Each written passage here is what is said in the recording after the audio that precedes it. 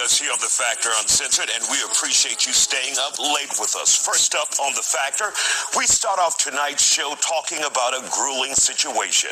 A 12-year-old girl is accused of smothering and killing her 8-year-old cousin over an iPhone on July 15th in Humboldt, Tennessee. They were both visiting their grandmother's house. Now, according to the county's prosecutor, a security camera recorded the killing inside the bedroom the young girl shared.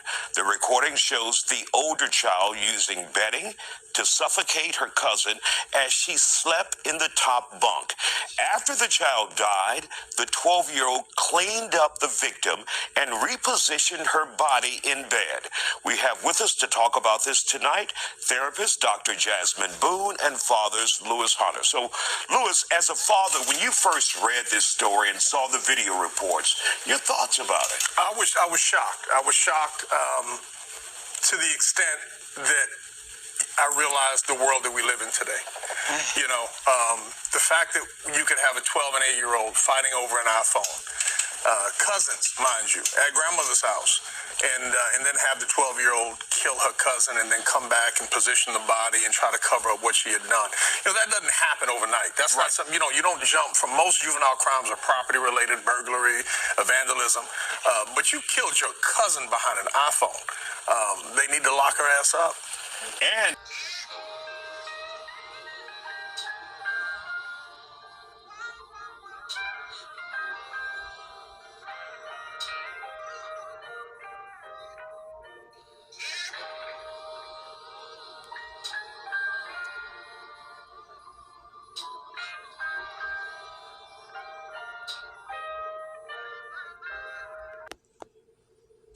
got back in the bed and went to sleep.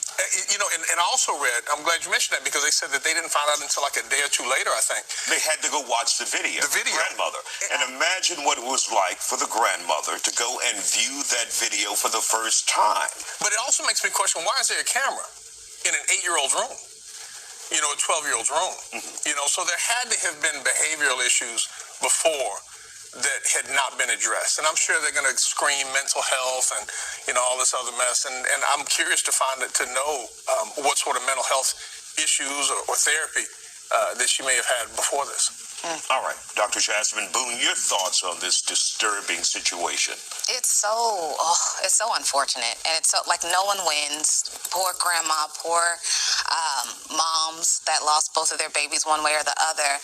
But, you know, we don't know. You know, according to the article and news, there's no speculation of mental health issues. So ruling that out, we do have to take into consideration that this girl, this 12-year-old, her brain is not fully developed, right? So we're talking about the prefrontal cortex, which is responsible for decision-making, consequences, the pros and cons, weighing them out before making the decision, long-term consequences, like all the things that the prefrontal cortex is responsible for, she hasn't matured into that yet and won't for another 12 or 13 years. Prosecutors don't care about that. They want to try her as an adult. They want to try her as an adult, but who she is at 12 will not be who she is at 24, 30, 40. Like, literally, her brain is not fully matured, right? And so I personally and professionally don't think she should be tried as an adult. I think there is a desensitization that's taking place with the social media and all that good stuff, where she may know, like, I want to kill her, but you don't know the gravity and the long-term impact of your decision. And so I don't know that trying her as an adult is fair. And before we get to you, Lewis, one of the issues I have here is when we as a society, all of us, covet a phone.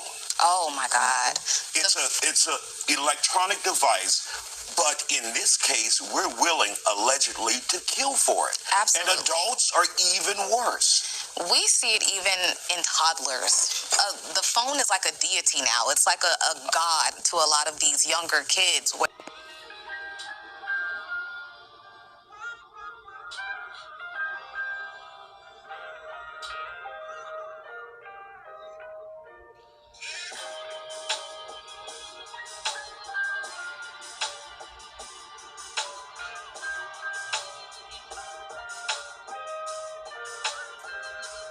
where a Bible where the Bible never could get. In our hands. That's a word. I love that. Absolutely. It is sending them into a tizzy. And we have to pay attention to this, because not only is it the phone, like, what are they watching? In researching this, I just randomly decided to just scroll Instagram and came across 5 murders or clips that were leading to a murder before it got cut off. Mm-hmm. We shouldn't be exposed to this on a daily. Like, we shouldn't have access to this, and we're adults. So think about an adolescent or a child. I would like to know what's going on with the gluteus maximus cortex part of this kid. How many ass whoopings has this kid gotten leading up to this? There had to have been a discipline issue leading up to this. This just does not happen, overnight. And so I would really like to know, what sort of discipline. I think discipline is a big issue. Yeah. Lazy parenting. I think cell phones has a lot to do with lazy parenting. You throw them a phone or a tablet, they're out of your hair for a while. You can watch whatever reality show or whatever you're into on television. You get some quiet time for yourself. I know that they charged this child with, or from what I understand, they've charged her with first-degree murder. Mm-hmm. But like I said, like she said, there's a lot of talk right now as to whether or not you can charge this young lady. And it's become real unpopular over the last 20 years for judges to prosecute young children as adults. And as a result, the way the statistics read is as though juvenile crime has gone down. Mm-hmm. But I think that the reality is that not as many of them are being prosecuted, because it affects the professional resume of a judge who may want to move on to higher elected positions. A 12-year-old girl being accused of murdering her 8-year-old cousin is a stunning crime in any community.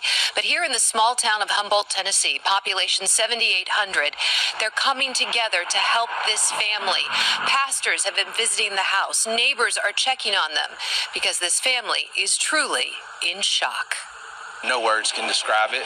It's unimaginable. Frederick Agee, district attorney in the 28th Judicial District, says the 8-year-old was found unresponsive in her bed in this house on East Mitchell Monday. Wednesday, a tipster said surveillance video from the bedroom revealed what happened. So you've seen the video? Unfortunately, I have. What does the video show? It shows the 12-year-old with her full body weight taking bedding, and it appears to be that the 8-year-old is asleep. She takes the bedding and she covers the 8-year-old's face. Did the 8-year-old wake up? Did she struggle at any point?